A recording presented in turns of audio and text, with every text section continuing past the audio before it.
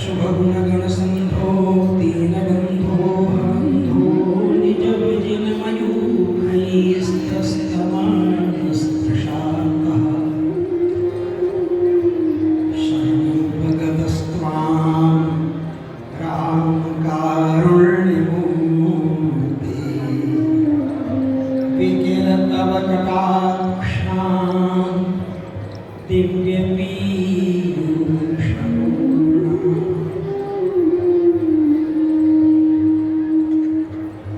परम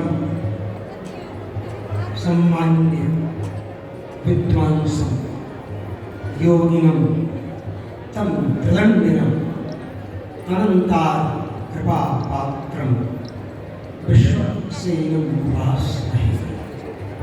विश्वक्सेन कृपां बोधो मज्जमानं यतीश्वरं रामनारायणाचार्य वन्दे जगद्गुरु।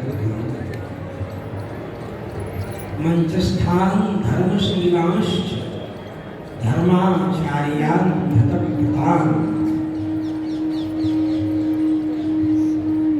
सम्मुखस्थांश्च वामस्थान् दक्षिणस्थान् नमाम्यहम्।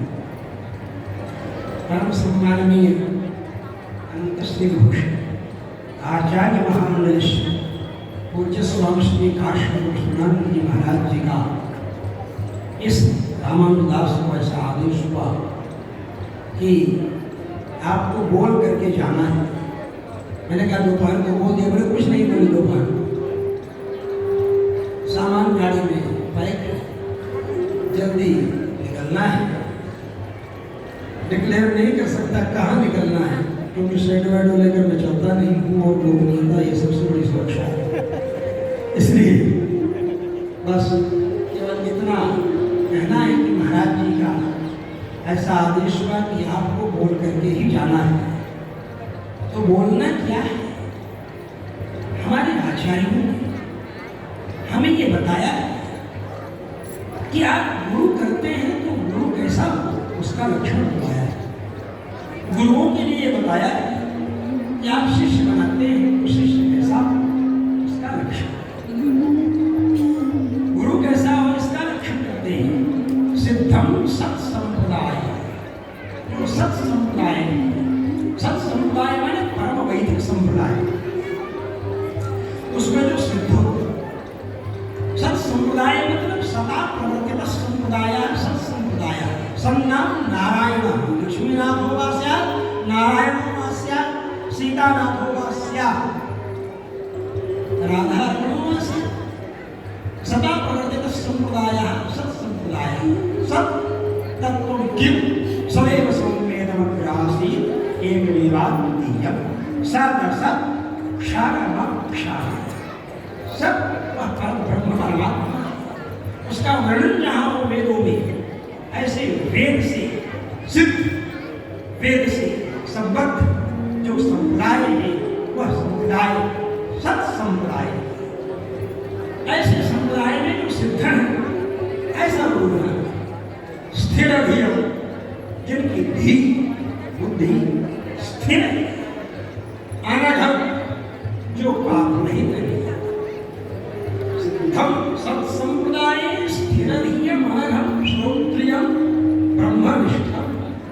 श्रोत्रिय छंदोधीति, जो वेदाध्ययन करने वाले, वेद विधि विचरण परायण, वो श्रोत्रियम ब्रह्मनिष्ठम। और जो ब्रह्म में निष्ठा रखने वाले होते, पर ब्रह्मण निष्ठा विद्यते यस्यासो ब्रह्मनिष्ठा स्तम ब्रह्मनिष्ठम। श्रोत्रियम ब्रह्मनिष्ठम सत्वस्थम, जो सत्वगुण में रहने वाले हों, सात्विक हों, सात्विकता का आचरण करने वाले हों, सात्विक आहार करने वाले हों, सात्विक वाणी बोलने वाले हों, सत्यवाच, जो सत्य बोलने वाले हों, समय नियतया साधुवृत्त्या समेतम, जिनका समय नियत है, निर्धारित है, साधु की वृत्ति से, साधुता की वृत्ति से, उनकी प्रवृत्तियां, उनकी वृत्तियां, उनकी आदतें साधुता से भरी हुई हों, ऐसे आचार्य का वर्ण हम करें। दंभा सूया वो दम्भ न, दम्भ क्या है? दम्भ की परिभाषा करते हैं आचार्य, यशोरथे धर्म सेवनम दम्भा, यश प्राप्ति के लिए धर्म का सेवन किया जाए वह दम्भ है। धर्म का पालन करने की दृष्टि से कर्तव्य बुद्धिया आचरण किया जाए वही धर्म है। इसलिए धर्म ऐसे और दम्भा सूर्यादि उत्तम, दम्भ नहीं होना, असूया नहीं होना। असूया क्या है? किसी के गुण में भी दोष देख लेने जैसी बुरी आदतों वाले न हो, क्योंकि आचार्य हैं, वैभव में होंगे, सिंहासन पर बैठे होंगे। भगवान राम जी ने वनवास जाते समय सीता जी को समझाया और समझाते हुए कहा, भरतस्य समक्षन्तु नाहं वाच्यः कथंचन। देखो, भरत के सामने कभी मेरी प्रशंसा मत करना। समझाते हैं सीता जी को राम जी में जाते समय क्या कहते हैं? भारत के सामने कभी मेरी प्रशंसा मत करना। और आगे बोलते हैं, प्रायशो रिद्धिमन्तो हि न सहन्ते परस्तवम्। प्रायः जो रिद्धि संपन्न है, ऐश्वर्य संपन्न है, वैभव संपन्न है, जो पीठाधीश्वर है, वो दूसरे पीठाधीश्वर की प्रशंसा सुनना पसंद कम करेंगे। जो महंत हैं वो दूसरे महंत की प्रशंसा सुनना कम पसंद करेंगे। जो ऐश्वर्य संपन्न है वो दूसरे ऐश्वर्य संपन्न की प्रशंसा नहीं सुनना चाहेंगे। ये राम जी कह रहे हैं कि प्रायशः, प्रायः इसीलिए कहा कि उसमें ऐसे संत लोग भी हैं, हमारे कृष्णानंद जी महाराज जी जैसे लोग, जो कि संतों महात्माओं का स्वरूप देखकर, उनका वैभव देखकर प्रसन्न होते हैं। तो सदाचारी साधु महात्माओं का भी प्रसन्न वैभव बढ़ रहा है, ट्रेनर वालों का तो बढ़ ही रहा है, ये चल रहा है। तो इसलिए इस रूप में कहा है, प्रायः शब्द का वहाँ प्रयोग किया गया है। प्रायः शब्द इसीलिए लगाया गया है कि ऐसे ही लोग हैं जो धारा के विपरीत चलते हैं। रिद्धि संपन्न, रिद्धि समृद्धि, वैभव, ऐश्वर्य, भरद्वाज ऋषि ने जैसे भरत जी का स्वागत किया था, उसी तरह यहाँ आए हुए सब लोगों का स्वागत हो रहा है। दिव्य आज मैं दरवाजा बंद करके सब अनुष्ठान कर रहा था, तो चूक हो गई कि महाराज जी गए और हमारे कर्मचारी ने कह दिया कि महाराज जी संध्या कर रहे हैं। तो आपने हमने दरवाजा खोला तो बोले महाराज जी आए थे, फलपुर में से, तो बोले महाराज जी आए थे। तो हमने कह दिया दरवाजा, हमने कहा दरवाजा खटखटाना चाहिए था, महाराज जी आए, संध्या वंदन आचार्य का दर्शन हो जाना से मेरे बहुत बड़ी उपलब्धि है, ऐसा कैसे कर दिया? खैर, तो वो सब अब वो जो सवेरे हुई जो चूक, वो चूक जो सुबह हुई उसका महाराज जी ने अभी मार्जन भी कर लिया। अभी आदेश दिया जाओ, अभी बोलना पड़ेगा, तो उसके बदले में बोल दे रहा हूँ। तो मैं सेवा करने के लिए आया। तो दम्भा सूर्यादि उत्तम, असूया मैंने गुणों में भी दोष देख लेने की आदत। प्रायः ऐश्वर्य संपन्न लोग किसी की प्रशंसा सुनेंगे, गुण में भी वो दोष देखेंगे।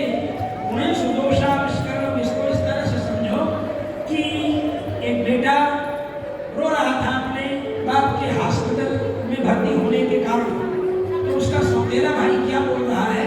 बोल रहा है कि पिताजी के लिए भक्ति दिखाने के लिए ये नकली आंसू बहा रहे हैं। विक्स का मलहम होता है ना, विक्स वेपोरम, वो मलहम आंख के अंदर की तरह लगा करके आए थे हमारे साथ।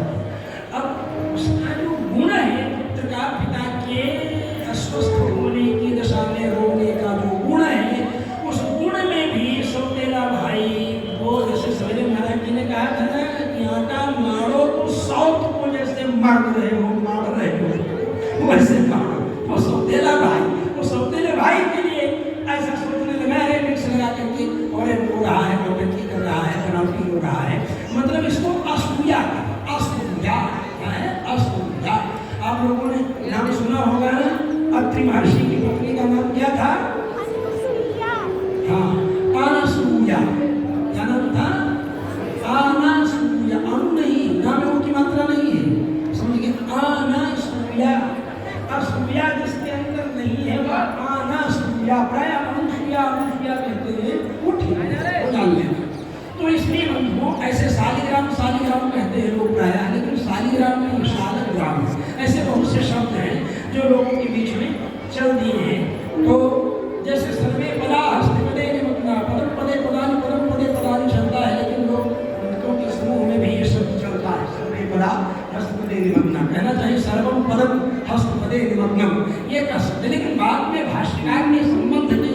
व्याकरण महाभाष्य में संबंध तो संबंधम के रूप में भी व्याकरण महाभाष्य में स्वीकार किया है, श्रीमान ने अनुभव किया होगा व्याकरण महाभाष्य। तो कहने का मतलब ये कहा नहीं है। वासुदेव दीक्षित जी टीका में लिखते हैं, कुछ आगे लिखते हैं वासुदेव दीक्षित जी कि अनंता सर्वे वैकल्पिकत्वेन रतो शब्दों में भय अनंत शब्द सारे वासुदा शास्त्रम मठम, जगह जगह आप देखेंगे मठा है, मठम तो है नहीं, लेकिन जहाँ जहाँ आप देखें मठम कांची मठम, कांची मठम नहीं, मठा बना नहीं, जबकि कोश कहता है मठस छात्र का सीधे कोश कहता है। तो इसलिए वैकल्पिक रूप में नपुंसकलिंग की व्यवस्था भी व्याकरण महाभाष्यकार स्वयं संबंध शब्द के ऊपर दे रहे। तो इसी बात पर मैं आपको बता रहा था कि अनुसूया शब्दों का इतिहास और शब्दों का विश्लेषण और शब्दों का अर्थ संकुचित भी होता है, विकसित भी होता है।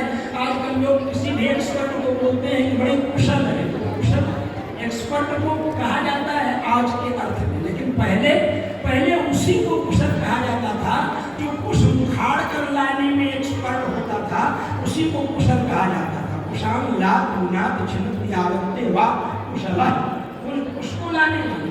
ऐसे प्रवीण कहते हैं एक्सपर्ट को, तो प्रवीण भी उसी अर्थ में है। प्रतिष्ठा वीणा यस्य असो प्रवीण, जो वीणा बनाने में सिद्ध है वो प्रवीण है। लेकिन आज तो इसलिए नहीं, अत्र योगी का भी अस्ति मूढ़त्वम् अस्ति, अत्र यम वक्तुं न शक्यते बहुप्रिय योगो नास्ति मूढ़िरेव अस्ति, रूढित्वे सप्तमी योगित्वम् अस्ति, तस्मिन् कर्मणि तु कुशलः विद्यते एव, मा कुशले वा परन्तु तस्मिन् कर्मणि तु कुशलः विद्यते एव। अत्र योगित्वं योगरूढित्वम्, अत्र योगरूढित्वम् अस्ति, न केवलं योगः न केवलं रूढि। इसलिए तो प्रवीणता कुशल, जो कुशलत्व है, जो कुशलता है, उस कुशलता का अनुभव किया चतुरता के रूप में, निपुणता के रूप में, निपुण के रूप में वहाँ कहा। सत्य निपुणता लोग काव्य शास्त्राद्य विक्षणा काव्य शिक्षाभ्यास इति हेतुस्तुभवे।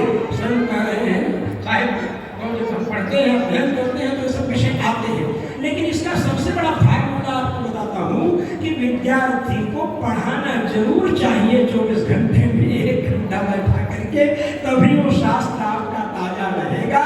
नहीं तो क्षणानुर्धम पतागिता, सीधे सीधे मासूम वैयाकरण पूर्वजों ने कहा है।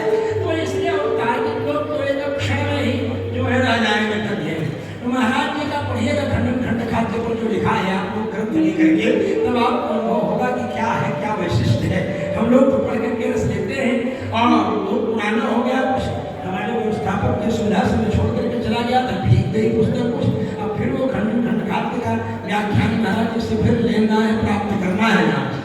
तो बंधुओं ये कह रहा था दम्भा सूयादि उत्तम, दम्भ न हो, असूया न हो, मतलब किसी के गुण में भी दोष देख लेने जैसी बुरी आदत न हो, और चित्त विषय गण काम क्रोध लोभ मद मोह मात्सर्य अभिमान जैसे जो विषय हैं, इन विषयों के समूह को जो जीतने वाले दीर्घबंधु दयालु, शिष्य से गलतियां हो जाती हैं लेकिन उसको भी क्षमा करती दीर्घबंधु जो है, ऐसे आचार्य का वर्णन करें।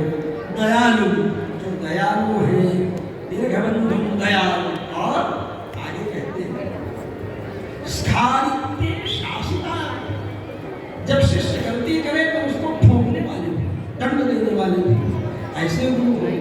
स्खारित्य शासिता, स्वपर हित पर, स्वहित पर, परहित पर, अपने और शिष्य के हित में लगे रहने वाले हो।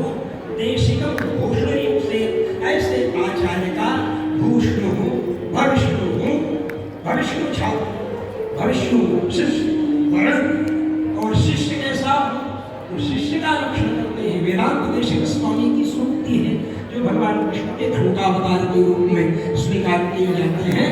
वो कहते हैं सद्बुद्धि साधु से, सद्बुद्धि मतलब सात्विक बुद्धि वाला, साधु से भी साधुओं की सेवा करने वाला, समुचित चरिता, समुचित चरित्र वाला, तत्वबोधाभिलाष, तत्वबोध की अभिलाषा वाला, शुश्रूषु, शुश्रूषु मतलब सेवित इच्छु।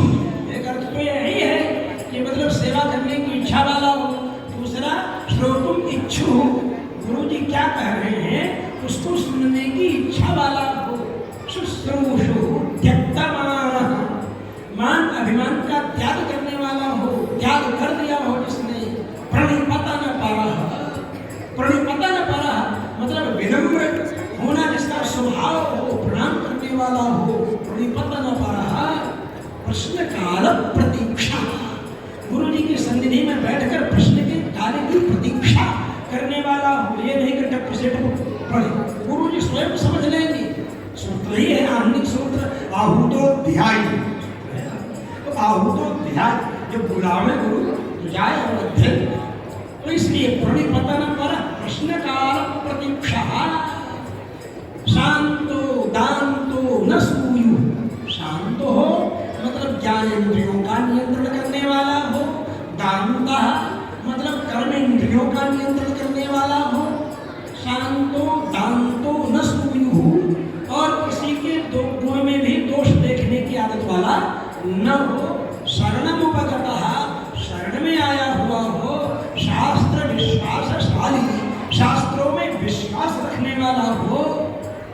एवं शिष्यं प्राप्तं परीक्षां कृतं, जो ऐसा शिष्य प्राप्त हुआ है तो ऐसा शिष्य प्राप्त परीक्षां कृतं विदभिमतः तत्वतः शिक्षणीय। ऐसा शिष्य जब आता है सामने उसको ज्ञान देना चाहिए, उपदेश देना चाहिए। ऐसा शिष्य नहीं, दो शिष्य बैठे थे और दोनों शिष्य में आलसी, काम करने वाले नहीं, कामचोर। तो गुरु जी ने कहा, पहले तो सवेरे से ही उन्होंने कहा उठो उठो, तो उठे ही नहीं। अब गुरु जी गए नहा धो करके आए तो कह रहे भाई जाओ नित्यक्रम वगैरह करो। फिर गुरु जी अपना संध्या वंदना किए, तब तक वो नहाते रह गए, पट्टे दोनों ब्रह्मचारी। और जब संध्या वंदन करके सोचे भगवान का कुछ भोग राग बना लें, गुरु जी भोग राग बनाने लगे, बोले जल्दी जल्दी, तब तक उन्होंने संध्या वंदन किए। जब भगवान भोग राग बना करके किए और भोग लगाए, तो भोग लगाने के लिए तुलसी चाहिए थी, तो तुलसी के लिए बोले थे तुलसी ले आओ। तो लड़के सोचे अब क्या करें, तो एक नहीं जानता था, सोचा कि हमको तो मालूम नहीं तुलसी का पत्ता कैसा होता है। तो दूसरा उससे चंट था, उसने सोचा कि अब तो हम ही बुलाना पड़ेगा।